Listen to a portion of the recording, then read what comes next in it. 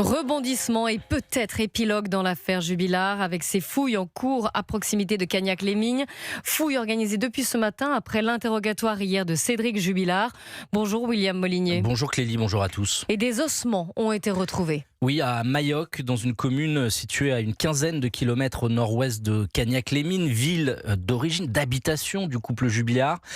Ces ossements ne sont pas pour l'heure identifiés. Ils sont en train d'être analysés par les experts gendarmes. Première étape, et cela devrait être rapide, déterminer l'origine exacte de ces ossements, humaine ou animale. Puis, dans un second temps, confirmer ou non, grâce à l'ADN, qu'il s'agit bien des ossements de la victime.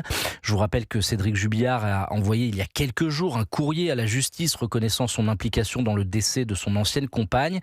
Et hier, il a été entendu dans les locaux de la cour d'appel de Toulouse. Lors de cet interrogatoire, il a avoué être à l'origine de la mort de Delphine. Surtout, il a indiqué qu'il pouvait orienter les enquêteurs pour localiser le corps. Ce matin, Cédric Jubilard a donc été extrait de sa cellule à la prison de Seyss et il a été escorté dans le Tarn. Il est donc présent sur les lieux de ces fouilles depuis ce matin. Au total, une centaine de gendarmes sont mobilisés sur cette opération, dont 5 équipes cynophiles spécialisées dans les restes humains.